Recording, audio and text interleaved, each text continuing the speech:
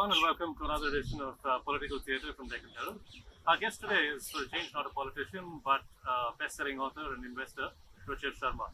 Now, Ruchir is the ultimate Indian election specialist. Over the past 20 years, he and his friends have gone on road journeys through the length and breadth of the country and come back with their findings. So, welcome to the show, Ruchir. Thanks for having me. Thank you. Getting really hot in Delhi, and as we hurtle towards May 23rd, the election results day. I think that's the only thing people are talking about. So it's great timing to have you here. So I'll start off by asking you a little bit about your 28th road trip, the one that you just made, just got back a couple of days back.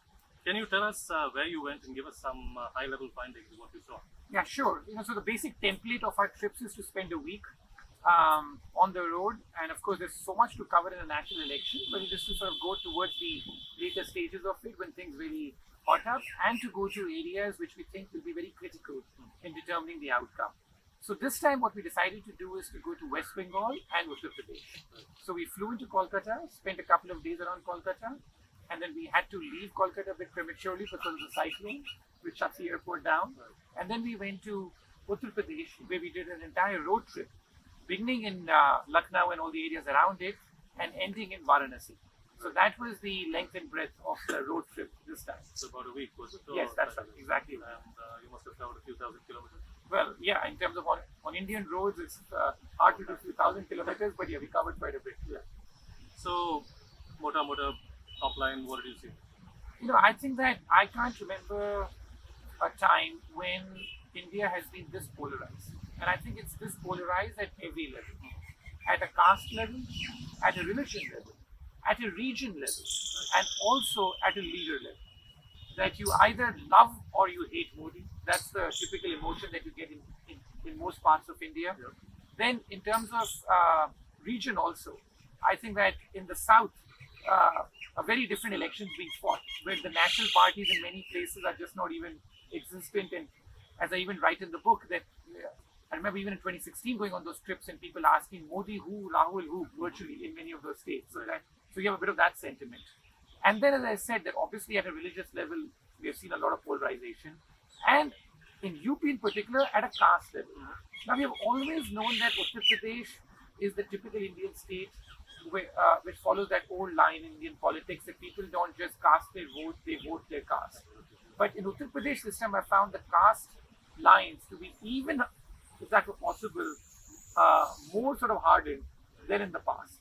So on this trip, if you went and by the end of the trip, it was very frustrating. All you needed to do was to ask a person what was their surname. And on the basis of its surname, you knew exactly which way this person is going to vote. Give us an example of that. That's quite interesting. Yeah, because if you ask any Yadav or any Jatav, which is Mayawati's subcaste among the Dalits, or any Muslim, that person would tell you only good things about the Mahagathbandhan, the alliance which has taken place between Samajwadi Party and Mayawati principally in Uttar Pradesh. On the other hand, if you ask any Brahmin, Thakur, Banya, shopkeepers, or the non-Jatav Dalits, or the non-Yadav OBCs, they would praise Modi like hell in terms of really, that he's done so much and how strong he is as a leader, and that's what we need. And so there was no objectivity left about the facts. That that if you ask people about the facts, what people would say, like in turn, would depend really on their political leanings and their caste, on the same things. So the people who are in favor of Modi and the BJP government would point out all the good work he's done, from building the toilets, more electricity, better roads, and obviously the strongman image. That's what India needs at this stage. You speak to the sort of Mahagathbandhan supporters, and they tell you exactly the opposite. That the toilets aren't functioning properly, that water connections not given out here, that that the stray cattle are destroying our crops. So it's like, which is the sort of fact here? You have two camps with an alternate reality. Almost two separate countries in that sense. Yeah, two separate countries, and I'm saying that more than that, the objectivity is lost. So would you say this is the nastiest election you've covered?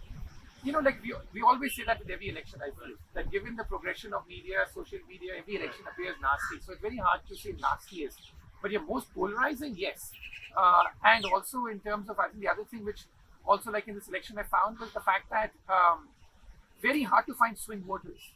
that people who voted for Modi last time are, 99% are saying that they're voting again, and people who didn't vote for him, I didn't find anyone who's converting the other way either. At least at least in Uttar Pradesh. Now, West Bengal, it's a bit of a different issue because what's happened there is very interesting, which is that I can't remember a state, a major state at least, where one party has disintegrated so quickly. After ruling for 34 years, the left has been, has virtually been blown apart in West Bengal. How did that even happen? Even as the late as 2010, it was unfathomable to believe that you would have a West Bengal without the left, and that's happened. On the other hand, the BJP has surged out there. There's a saffron surge taking place in West Bengal, and the BJP's vote share might even top 30%. It's just Amazing. That's amazing in terms of what's happened. And I think that's also telling you a lot about this election, that it's really a state-by-state election. You've got to analyze it state by state. In the previous election in 2014, we could sit there and broadly we knew there was a Modi trend. In the end, it ended up being a wave as a surprise, but it was broadly accepted that it's, there's a Modi surge taking place. In this election, it's like state by state, you've got to do it and come up with your numbers and what will happen. And even that, I think, is fraught with so much risk. Because if people talk about numbers, the BJP supporters will again tell you that they're getting, 250 plus for the BJP alone. All the people who don't like the BJP will tell you the numbers well below 200. Again, I've not seen such a wide range of outcomes as is being presented this time. Is there any talk of substantive issues on the street? I mean, on the roads, is anybody talking of jobs, of prices, the usual stuff? But they're talking it from a political lens. Right. So the people who don't like Modi will point to you about, nothing has been done, whether it's jobs or, prices of some of the crops and things. People who like Modi will sort of, there are issues, but there is no one else out here. And, we need someone out here rather than even more chaos with a whole bunch of regional characters. So, as I said, that it is in a way an issueless election. And even I think the BJP's campaign is to sort of make it more of an emotive issue. And so harden the attack against the Gandhi family or against Pakistan. So, to make it that way. So this is, in a way, it's an issueless election, not because people don't know what the issues are, but they're viewing the issues purely based on their caste lines or their political leanings, not as if the issues are deciding which way I'm going to vote for. Sure. So I think the simplistic view is that the BJP polarizes along religion and the Congress and the others polarize along caste. Is that? Not really. I think that's a bit too simplistic because, as I said, that in UP, it's very much along caste lines. If it was just Hindu-Muslim, it was very different, right? So in terms of that the Muslim vote has been sort of polarized completely. But on the Hindu side, at least in states like Uttar Pradesh, it's cut into half because you have, one half this way, one half, the other way. Right. It's not as if everyone is voting again along religious lines. So how did we, just stepping back a bit, how do you think we came to this pass, this kind of polarization? It's obvious when you hear some of the speeches, but it's been a conscious thing. How do you think this sort of polarization is achieved? And where will it lead? Yeah, I think that, because India is such a diverse country, such a heterogeneous country, I guess this was waiting to happen. Some will argue this was always the case. What has happened now is that the intensity has become much greater. And in the past, when the polarization happened, it happened like in a way where it was Congress anti-Congress. Right. Now it's basically more BJP anti-BJP, at least in most parts of the north and the west of India. So I think that's what's happening. But I do feel that this is a global phenomenon because stepping back to to America, there's an equal amount of polarization there between the Democrats and the Republicans. Polls there show that if you look at the support for Republican presidents now, it's basically non-existent among the Democrats.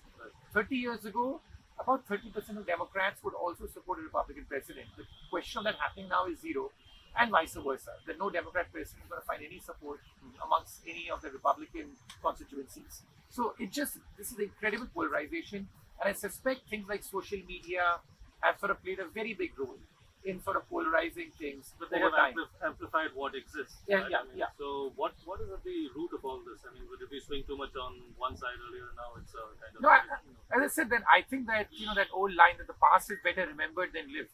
I think this has always existed, but it's possibly that that it's got amplified, as you're saying, and the and the pole positions have shifted. With now the BJP at the center of a lot of these debates, the way the Congress used to be, like 30, 40 years ago.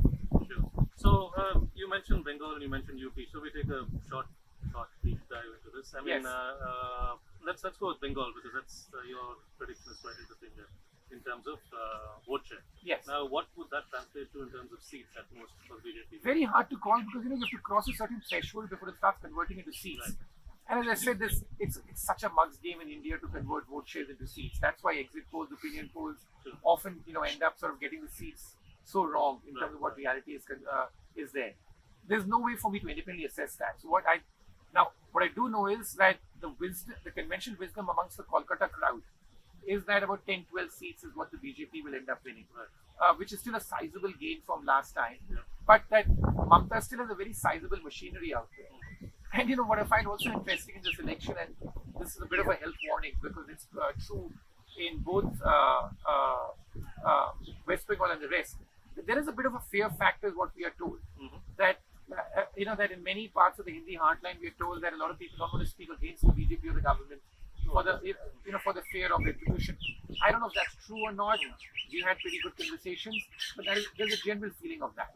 In West Bengal, it's the opposite. Okay. There's a bit of a fear of Mamta Right. in terms of because she sort of her sort of cadre. I mean, I also have a lot of strong arm tactics in which the way they run. A bit of fear about speaking too openly. So there's a bit of a feeling. Again, this is not substantiated that in UP, maybe in places like we went to, maybe the support is being of the Mahagathbandhan being underestimated a bit, and maybe in places like West Bengal, the support of the BJP is being underestimated a bit. But the conventional wisdom is the best I can go by in terms of all the people in the know, so to speak. They think about 10 to 12 seats is what they'll get in Bengal, and similarly like in Odisha, and that should help at least mitigate some of the losses that they will have in the Hindi heartland where they had maxed out last time. So, what sort of losses do you envisage in UP? I mean, that's now. See, it's very difficult for me to sort of come up with the exact number because in UP, as I said, you take these two vote banks that I just spoke about, Yeah. and the numbers are equal in terms of the arithmetic. The X factor there is Priyanka Gandhi, that she's come there, and we just don't know as to how many seats, or I think more than seats really, that what the vote share of the Congress increases, because if it does, it'll likely damage the Mahagathbandhan more than the BJP. That's what we got to hear when we were out there. But did we hear much mention of the Congress when we were traveling on the road? Answer is not really. So that's just become such an X factor. Otherwise, the easy prediction in UP to make is to be split down the middle, right? That that the two that 35 each way, and maybe 40 if it. But this is the problem in calling this Indian election. One sort of tradition that our group has, which I've documented in the book as well, is that at the end of each trip, the entire group sits down, and it's a very competitive exercise. We try and do our forecasts in terms of this is a favorite game for everyone to play, and we all know that there's hardly any science behind it, but this is the forecast we end up doing. Generally, we've got the direction correct, even if the numbers have been off at times, because it's so hard to call the numbers. But let me tell you what the problem this time is. So we did the forecast. All of us sat down, 20 of us, really serious mind, like were on the trip, who think about these things quite a lot, some of them obsessively. The average forecast which came out of this was about 215 seats for the BJP alone. 215. For the Congress, about 95. But here's what the problem with this is, that 215, right? Now, if the BJP ends up getting 1% more in terms of votes, then it could 1 or 2% more. It could get 230 or more. If the BJP gets 1 or 2% less in terms of what the vote share is, then the seats go below 200. Now, the way the election looks will just be so different, right? I mean, in terms of that at 215 is just about that mark where most people think, the commentators think that the BJP will be able to come back to power. But if the BJP crosses 230, it ends up looking very much like a big, like a pretty significant Modi victory, and he's beating the odds of anti-incumbency, which is so popular in India, and that he's coming back, right? That's what the thing will be. On the other hand, if it slips below 200, it's like a major global story in terms of what's happened out here. So therefore, I wouldn't hang my hat too much on these numbers. But this is a rough conclusion I've reached. But the point is that it is so close that 1% here and 1% there, and the outcome ends up looking very different. Now, of course, after the election, everyone will sound very smart, and this is just exactly what we knew it. But that's the humble reality. So these trips are a great journey of India, trying to know what's going on. So there's incredible polarization. We got to meet some very incredible characters to see how much the Mahagathbandhan is working on the ground, to feel the saffron surge in West Bengal. All very fascinating stuff. But for us to come back from these trips and to sort of say, the favorite question everyone has is, what's your number? And it just is such a nice parlor game to play. But I know that it is so dangerous and difficult to come up with these sort of forecasts. You mentioned vote share. I mean, surely the BJP would have near maxed out in terms of vote share at the National Party, 31% last time. Yes. Maybe a percentage point or two more this time or less. Where does it go from there? I mean, No, I think this tells you about India. And this is something which I've also, again, spoken about in my book a lot, which is the fact that this is a very different, this is a very difficult country for nationalism to have too much appeal. Or at least nationalism as a theme has its limits because of the subnational identities. Right. That the subnational identities in this country are so strong that for a national party now to gain a vote share of much more than 30%, I think is very difficult. That's what I think is going to be the realization after this election too, which is that it's very difficult. Now remember, a couple of years ago, it appeared for much of the first half of Modi's term that there were no limits to what the National Party could reach in terms of the vote share and stuff. But I think this election will tell you that there's a natural limit to it, because in the south of India, it's very difficult for a Hindi-speaking party, a Hindi-dominated, party to do that well. There's just natural limits. There are natural limits to this even spreading in parts of East India. Right. So I think that this is just the reality of India. Even in much of the Hindi heartland, I get to hear that in a place like Punjab, the narrative is very different. So the whole idea is that the subnational identities are very strong in this country, and that's what the Congress sort of found eventually, and the BJP will also realize that it's very difficult for the appeal to really spread on the basis of just a nationalist platform too far in this country.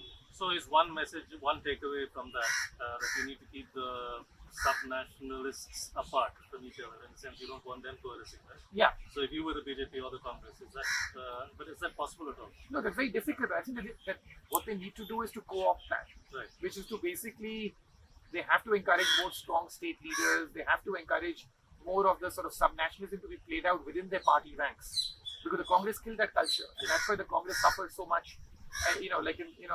From the 80s, 90s onwards, because they killed that subnational, exactly. They did not pay enough respect to that. So that is the real lesson, that you have to sort of do that, and that's a lesson I think even for Mr. Modi, which is the fact that he's fighting this election completely on his own, and that has, to his credit, a lot of appeal along the Hindi heartland. But as he knows very well, that he go to the south of the Vindhyas, and possibly with the exception of Karnataka, where he's still very popular. Like other parts, it just doesn't resonate that much anymore. So arguably, this is a much more centralized party than the Congress was under Indira Gandhi, even after that. No, I think that it's possibly similar, and in terms of it, because as I keep saying, the past is better remembered than lived. So it's very hard to sort of draw the exact parallels, but it's sort of similar. That that it's very much that's become very much centralized under Mr. Modi compared to what the BJP also used to be 5-10 years ago. Okay, that's one clear takeaway. Anything else? What do they need to do to grow? Come back. I mean, we were talking the 15 years of Modi when all this started 5 years ago. Yeah. That's not looking as probable as before. As I said, that it's about figure out in the second term how do you break the curse of the second term? Right. Because even with the UPA and globally I've seen this pattern. So putting my investor hat on here a bit, that I've seen that whenever you end up that we looked at what happens, let's say, as one barometer, the stock market. How does the stock market perform when a new leader comes to power, and what happens over the years? Right. And we had a very interesting finding. We looked at 100 elections in emerging markets for the last 30 years. And what I found was that the longer a leader stays in power, the less are the positive returns for the stock market relative to the rest of the world, the rest of the emerging world at least. So, that is just the there's an old Rolf Anderson saying that in the end every hero becomes a Bond. Because so like in the end people tire. How do you keep that message going? How do you do stuff which sort of makes you very rare Lee Kuan Yew or a Mahathir Mohamad, who last for a long period of time with a strong legacy. Otherwise, there is a curse of being in office too long. Sure. So he has to sort of find that balance. And my own sort of feeling is that needs to, like that the best he can do in a second term, especially if he's going to have to rely a bit more on regional allies, as the conventional wisdom currently goes, to govern. He then has to basically go back to what he used to say as a Gujarat chief minister. When we meet him back then, he'd speak a lot about decentralization, about giving more power to the states rather than centralizing, because then as a chief minister, he'd view things differently. I think he needs to go back to that model if he truly wants India to develop, because I think India's development will happen one state at a time, rather than the very centralized model. Whenever India's tried something very heavily centralized, like demonization or even a GST, which has been implemented at a central level, it has backfired. So it really has to be done much more one state at a time, and more decentralization is what I think he needs to do to really leave behind a positive legacy, rather than sort of go down the way where like the longer you stay in office, the more is the wear and tear. That's very interesting. Now, I mean, you mentioned you investor hat. Can you just keep it on for a while longer? Sure. We have a couple of econ-related questions. Now, a lot has been made about how disruptive demonetization and GST were for smaller industries, the sort you may have met on your trips to Kolkata and UP.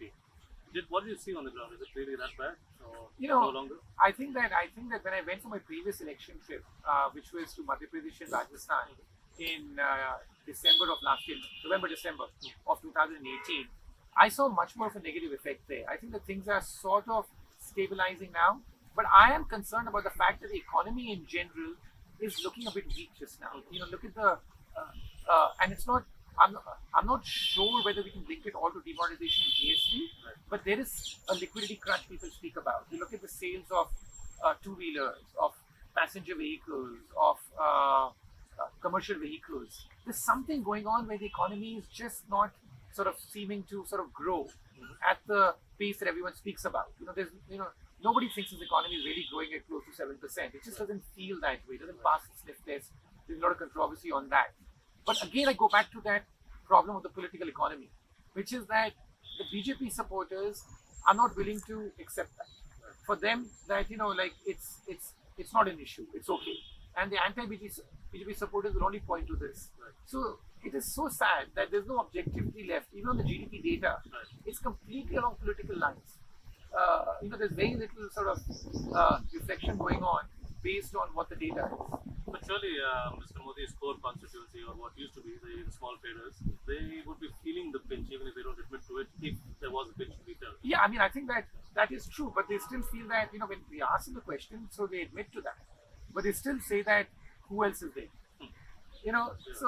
So I think the fact that the economy is slowing and that a lot of people are feeling the pain of a liquidity crunch, to me that is undeniable as a fact. I hear that from people when you have a pure economic conversation.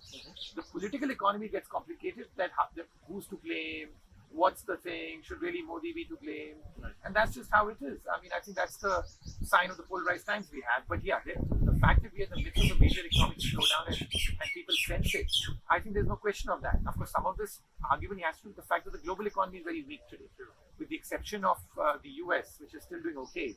In the rest of the world, the economic data over the past 12 to 18 months has consistently disappointed us. So I don't know if you read Rajan Roy's observation about India's growth story going to be limited by the domestic consumption plateauing. It's going to become like Brazil or South Africa. We have a long way to go from that. So it is still. Like if those countries have people forget for all the fact that they've been stuck in a middle income trap, and we are far from there. Our per capita income is just about $2,000. The middle income trap, which is spoken about, is closer to around $8,000-10,000 or something. Let's first get to $3,000-4,000, then we can worry about those sort of notions. Currently, the issue is that how do we even grow at 6-7%? What's the true rate that we're growing at? The advantage India has, the fact that our base is very low. From a low base, we're still able to compound at a pretty decent pace. And the second advantage I have is that we still have a very good entrepreneurial culture and a private sector. Let's sort of not get all gloomy about this. That I've looked at it across again the emerging world, and the maximum number of good companies we find to invest in, which sort of consistently deliver earnings growth and a high return on equity, happen to be in India. So let's give them some credit as well. But yeah, overall the macro environment is tough. The growth slowdown is there. Any new government that comes to power will have to deal with that, and also deal, I think, with this creeping problem of competitive populism. That you have now handouts, being promised by both sides, in terms of it. Maybe the magnitude varies, but you have, such handouts being promised, and that is where we differ from China. That if China was growing at a very rapid pace on a similar stage of development, they were focusing more on building roads and bridges and infrastructure to enable growth. We are, doing much more on the welfare side than China ever did. And even coming back to my election trips, like in Uttar Pradesh, it just struck me that what our development priorities are.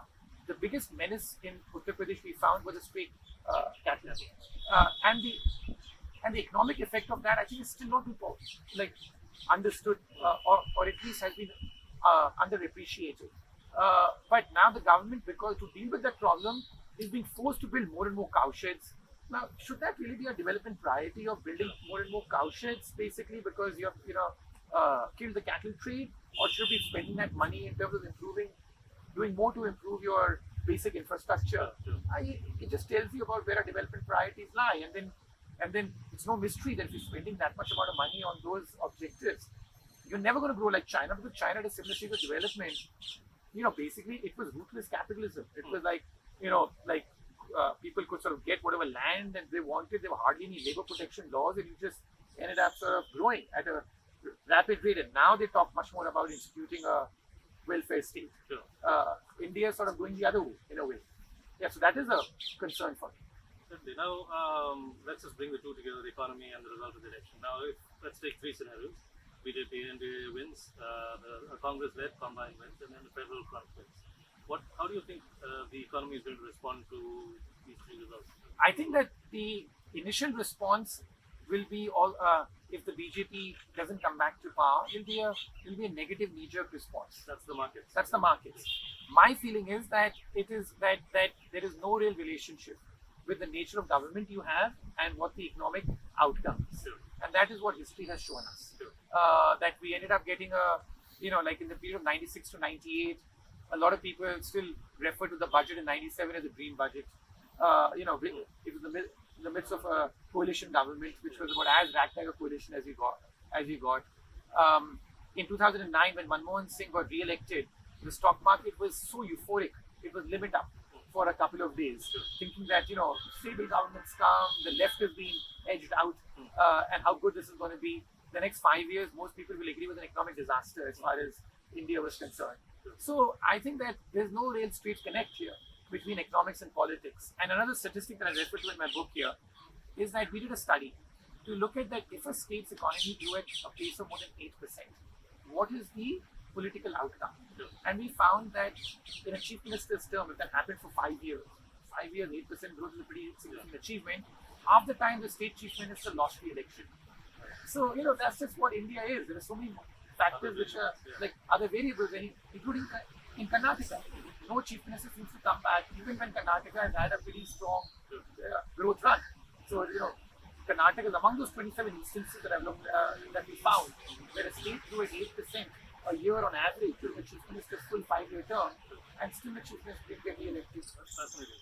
Any other such gems you can throw before us from the book? Yeah, so there are, as I said, the books are travelogue. It's a way of how India feels, smells, tastes. Like you go to a hotel in Kanpur, we stayed at the Landmark Hotel, the only place which had a proper swimming pool 10-15 years ago, and yet to see the conservative values where the women would still bathe there fully dressed, like it's at a swimming pool, or what the mindset in small town India is. I've tried to bring that out in terms of like all these places, and of course it's peppered with the usual statistics. Like one thing which I find fascinating again is the fact that if you look at the top business families in India, the top companies in India, 2/3 are family owned. So we crib about dynasty in Indian politics. Whereas it exists. It's very prevalent in business. And so one of the conclusions I have is that politics is often the downstream of culture. So similarly, if you look at the billionaires in India, we have like over 100 billionaires in India now. 2/3 of them belong to just one caste, or one the Banya caste or the related caste, the trading community, which form just 1% of the Indian population. Again, so those, like I think that it's these observations which hit you, when you sort of go out on the road.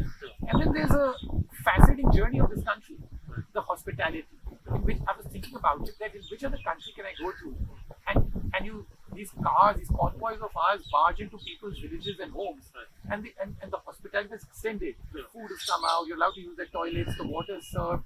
And there's never a sense in India when you travel of insecurity. Unlike Brazil or South Africa, where you go, I sort of, hesitate sometimes to go outside my hotel room for a walk, in terms of it. Here, we go on postprandial walks in every Indian city that we go to. Just now when we went to, whether it was, like in Varanasi or in Allahabad, or even in some of the smaller towns like Pratapgarh, where I sort of document our meeting with Raja Bhaiya, the big Don. You can do that, and yet, it's like life goes on. So I think that it's that journey of India which makes you fall in love with this country all over again, which is what we've undertaken for the last, 20, 25 years. And that's what I tried to capture really in this book, about what really India, small town India in particular, feels, smells, and talks like. Fascinating. Hope to have you back for the next election, whenever it is. Yes. Big state one. Yes. And thanks a lot for being with us. It's been fascinating. Thank you. Great.